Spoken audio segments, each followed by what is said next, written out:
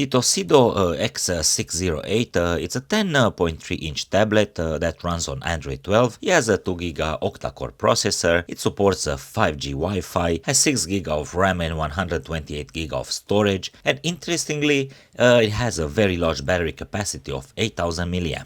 This is a quick overview of the box, which has a nice pattern, and inside there is the card for the warranty, the user manual. Here is the tablet which comes with a case, the SIM card ejector, a USB-A to USB-C adapter, charging cable, and the charger. Here is a closer look at the back of the tablet, and here at the top it has the camera and flash, and at the bottom, as you can see, it has clean design. This is the case that comes with the tablet, and it is made from TPU plastic, and it has a foldable cover. In terms of ports, here on the side it has the speaker and the SIM card tray.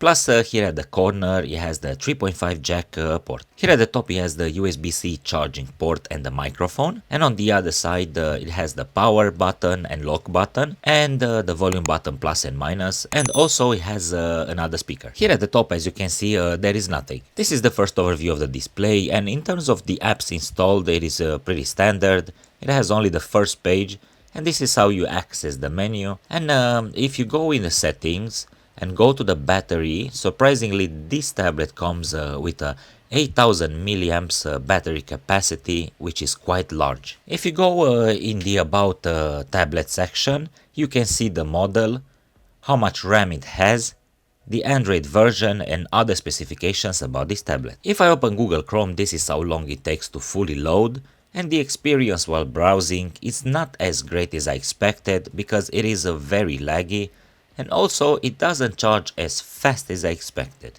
Now I would like to show you how fast this tablet moves in terms of performance, because Google Maps takes quite a lot of memory, and as you can see it took quite a long time to fully load, and also the experience while zooming in and zooming out is not that great because it is quite laggy. Also something important to mention is the fact that it doesn't pick up the wireless signal at the max. This is how it looks in portrait mode. The icons are displayed right, but as you can see it is a bit difficult to access the menu, and even though I use this tablet for some time now, I still have difficulties with this. Swapping between apps is relatively easy, but as you can see they don't load as fast, and even when I type for example on YouTube, it takes quite a long time to load. In terms of weight, this tablet without the case comes at 434 grams. To install the case on the tablet is very simple. I just had to match the camera with the hole in the case and then just press firmly. This is an overview of how it looks at the back, and as you can see it covers perfectly the camera and the space for the flash. At the bottom there is nothing, and here there is a space for the speaker and it aligns normally. It is a bit strange here that the buttons are covered and there is a gap in between. Here at the bottom there is the charging port, which looks fine, but unfortunately the space for the microphone is not positioned exactly in the middle as it should be. The jack port is fine, but here there is another problem because I don't understand why the speaker is not fully uncovered as it should be. The weight of the tablet with the case on is 581 grams. While using YouTube for example, if I swipe very low, then I would say the experience is more or less decent, but for example if I want to search something, the typing experience is quite okay. The keys are positioned exactly where they have to and they are big enough. I would say standard for an Android tablet, but when I press search, as you can see, I have to wait and it just doesn't load. I've also noticed that it doesn't pick up the wireless signal well. Here is a closer look of the case while it is used as a stand for the tablet. The tablet features a 10.3-inch IPS display with 1920 by 1200 resolution and relatively small bezels. The aspect ratio is 16 by 10.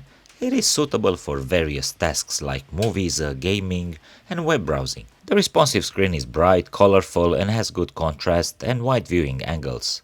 With a 60Hz refresh rate, the display is smooth and fluid. However, some drawbacks include reflectiveness, lower sharpness compared to other tablets, and lack of HDR support. Related to the gaming experience, considering the octa-core processor and 6GB of RAM, I cannot say it doesn't perform well, it is relatively responsive, but obviously don't expect great performance for high-end games. Also, what I have noticed while playing games is that the tablet warms up a bit, especially on the left-hand side. In terms of camera, it has a 13 megapixel rear camera and an 8 megapixel front camera. I would say that unfortunately the camera performance is not great at all. And also, what is not interesting is the fact that it only has picture and video mode. Here is an example of a picture that I took for you guys to get a better idea. This is how the camera performs on landscape mode, and here is an example of a picture.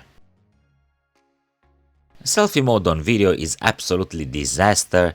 The colors are totally blown, and as you can see, there is mostly purple and a lot of blue, and also is not responsive at all. This is how it looks in picture mode, and also it took a lot of time to swap in between, and here is a picture example. During the night the camera performs even worse. It is extremely laggy and barely manages to focus. Here is an example, and if I go in the video mode, this is how it looks. The refresh rate is absolutely terrible, and also it is struggling a lot to focus. Here is a selfie during the evening, which is also very bad. Overall, the experience with this tablet is not that great. The camera performance is absolutely terrible. It struggles to load apps, doesn't pick up the internet signal well, and it warms up while playing games, for example. The good part is that it comes with a case, which is pretty handy, but considering the price of this tablet, I would definitely recommend something else. I hope you find this video helpful. If you have any questions, please leave them in the comment section below and I'll answer. Thank you for watching and see you next time.